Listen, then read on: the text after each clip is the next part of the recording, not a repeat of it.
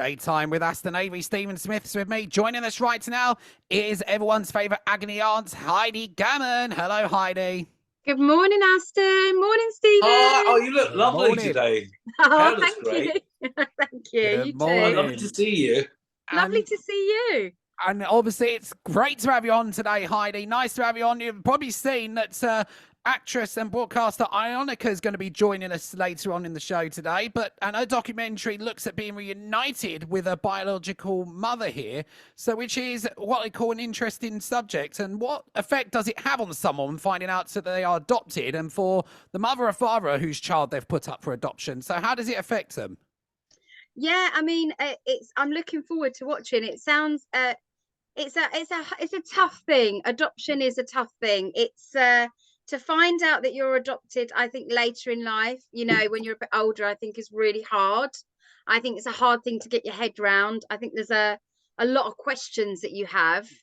And I think you have to be prepared. If you do go in search of those birth parents, you have to be prepared for whatever outcome comes, because it may not be a happy one. So that's the tough thing with it. Yeah, there's also a possibility. I mean, you hear for every plus story we see on television, there's the negatives, isn't there? Yeah, So you there have is, to prepare for it. unfortunately. Yeah, you do. And sometimes I always say, leave fantasies alone. Yeah. You know, It's true, Stephen. It's true. It can be really heartbreaking when you're going to find them with all this hope, and actually, either that hope gets dashed, or they don't want to see you, or they just aren't what you imagined. Obviously you have all these questions. It's a tough one. It's a really tough one for a lot of people. It's a really It is interesting really subject, tough. and I've got a couple of friends that are adopted, and they've gone and searched. Lester Middlehurst was my dear friend, went in search of his mother. She turned out to be fantastic, Thelma. Oh, that's great. And she was a hoot, bit clueless. Who I never forget her saying to me, I was one of the first to meet her. Jane Moore organised it from the Sun newspaper and Loose Women, and she said to me, she'd known Lester for about a month, and she said to me, Stephen, she said, "Are you courting a nice girl?" And I went, "Oh, I said, let me just have a word with Lester here." I went, "Lester, get here." So, have you not got round to telling her? Which brings me to a really, we get loads of emails in for you, Heidi. Oh, great. But we picked some out that was suitable for today, and this one's really interesting. We're going to try and be. I'll start. Dear Heidi, you're great. So this is lovely. My neighbours of 2 years are two lovely gay guys. We have a gorgeous relationship, even though I'm kind of conservative. But I'm shocked. They've told me they've got a surrogate and planned their first child. I have to say, I don't approve. A child should have a mum and a dad, and I do not want to fall out with them. But should I share my views with them, Heidi? Vicky from Southend. Well, hi, Vicky. Thanks for your letter, your email. I mean, I always really respect other people's viewpoints, but I have to say, I really fail to see who are they hurting.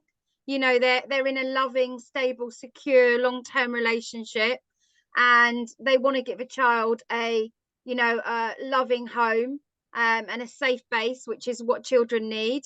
So I would definitely, Vicky, I would really advise you not to share your views. You risk really falling out with the good neighbours. It sounds like they're good neighbours and friends. So I would really not share your viewpoint, but I would really keep that to yourself. But I would also try and find a way in your heart to try and support them. It does take a village. They probably will need your support. And so if you can find a way to kind of get your head around it and support them, I think that's probably the best way forward. Absolutely, Heidi. I couldn't agree more, because after all, a child needs love and to feel secure. Absolutely. And it doesn't necessarily take a mum and a dad, because let's face it, some mum and dads have done a dreadful job as well as a good job. And I don't think I think it's all about love and making a child feel secure. Absolutely. And happy. Absolutely. And Dad, doesn't matter or a whether single it's a mum or man a or a single woman. dad can do Yeah, that as well. exactly. It doesn't matter whether it's a man or a woman, or two women or two men, or a single woman or a single man. It's just as long as they've got a safe, loving home, that's all they really need. Yeah, absolutely. That's all they need as well, and it's what everyone's got to have a home, whether that be it's humans or pets as well, because that's important as well, because pets can suffer as well with being homeless as well. Go adopt a pet. Don't buy a pet from all these farms. Or don't be starting on that subject. So. Yeah, obviously we're coming back to what we're talking about today here. And Heidi, there's a positive email just been sent here, and it says, "D Heidi, the husband and them are thinking of adopting a child, and they can't have a child as they've had cancer when they was in their early 20s. So how do they go about doing it?" And this is coming from Stella, who's from Basildon. Hi, Stella in Basildon. Well, congratulations. I think adoption is a fabulous way to have a child, to bring up a child. However, I would really go into it without the rose-colored glasses on. You know, these children do not come skipping into adoption or foster care. They come with a lot of their own issues. It can be very, very challenging. It's wonderful and rewarding, but it can be very challenging. And what I would advise you to do is go to an information evening. A lot of adoption agencies run this. I know PACT, PACT, do a great information evening, and also Quorum do one too. I will give you those email addresses, but they run these evenings, information evenings. You can go, you can speak to adopters, you can ask 20 questions if you want to, and that really gives you a really good idea about what it's like. It's also, just to warn you, when you go into it, it's quite a tough, you know, procedure of going through all the checks and all the talks with social workers, and it's a long process. It can take up to 2 years before you get to panel, and then when you get to panel, and you've passed panel, which is a bit like passing a driving test, you then have to go through family finding, which is can be long and lengthy as well. So I'd advise you to do some research. I'd advise you to go for an information evening. PACT email address is pactcharity.org, www.pactcharity.org, and Quorum is www.quorum.org.uk. I would check out those, and also local authorities run a lot as well. So just to let you know. I hope that helps, Stella, and I wish you the best of luck. Well, that's really good. I mean, there's a lot of people that, you know, obviously Stella's had cancer, and now it's left her in a situation she can't have children, which is awful. It's a little bit, my heart breaks there. Yeah, but she still wants to, and I think it's great she's bringing someone in, helping someone, and bringing a child in.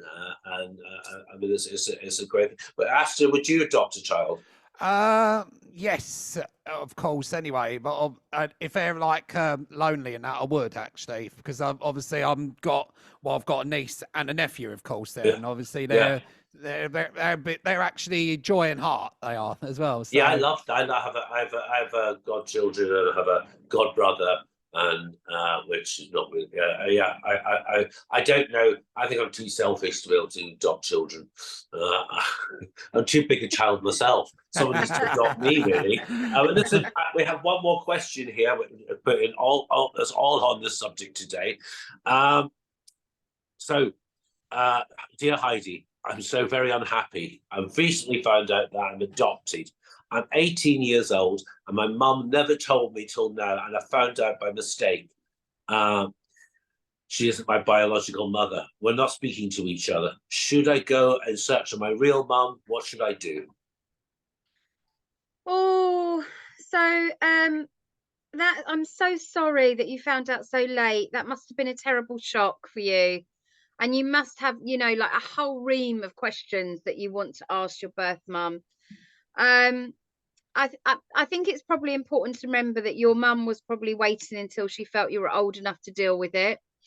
So she was possibly protecting you a little bit. However, I mean, I really understand how you feel. I think it's important to remember that, you know, your adoptive mum may not have given birth to you, but I am quite sure she wouldn't have loved you any less. So my advice is to be really careful, you know, like I was saying earlier, to keep an open mind. You know, what you might find might not be what you expect. You know, they may not want to see you. Their life may have moved on. It may be too painful for them to meet you. There's a whole lot of things that come with finding your birth parent. So I think also bear in mind how your adoptive mum feels. You know, she's your mum. She's brought you up. She's, you know, clothed and fed you, and, you know, looked after you when you were poorly. And, you know, she may be devastated that you may want to find your birth mum as well. So there's it's a difficult age, 18. Lot. Also, you know, there may be a reason why mum has not told you. Yeah. Rather than just being selfish and not wanting you to know, there could be something wouldn't it be? I think it's a great idea to take a deep breath, Peggy, to take a deep breath and go and talk to her. Even go and have some counselling with your mum and talk it over, because you're going to regret this, not talking to her because she didn't tell you something. Because absolutely. I think communication is the key. I think try not to alienate your adoptive mum. She obviously will have lots of thoughts and feelings around you finding your birth mum, and just, you know, be loving and open, and that's all you can do. And I know that you must have been in a lot of shock, and, you know, I wish you the best of luck if you do go and find your birth mum. But, you know, Stephen's right, take a pause, Peggy, and really think about how your adoptive mum feels in all of this as well. Exactly, because that's one aspect as well. And Heidi, we love having you on here on Gateway 97.8. So how can our listeners find out more about yourself and ask questions for you as well? I absolutely love coming on, and I love seeing you both. Anyone can get hold of me. My website is www.counselling.co.uk, and also you can email me at Heidi, HEIDI, @counselling4you.co.uk. And just to say, I do adoptive. I'm an adoptive support counsellor as well, so I can work with adoption. So that's brilliant. Wow. Yeah, I'm quite happy if anyone wants to email me with any adopted questions. Okay, well, I'll put all the links underneath the YouTube video, which is on our YouTube page for the show. Ask Steve to see you.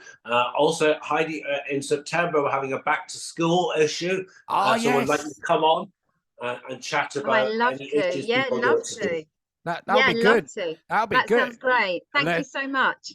Teachers, as they say as well, not just teachers but children as well, come September as well, because the because the bullying and all sorts of issues that we need to talk about. So it'd be brilliant if you came back on the September. We're going to have some great guests on talking about their school experiences. Absolutely, I'm there. Just tell me the date. I'm there. So love it. So it's a pleasure to have you on as always, Heidi. Thank you for joining us as well. Thank you. Lovely to see you both. See you soon. Thank you. Bye. Heidi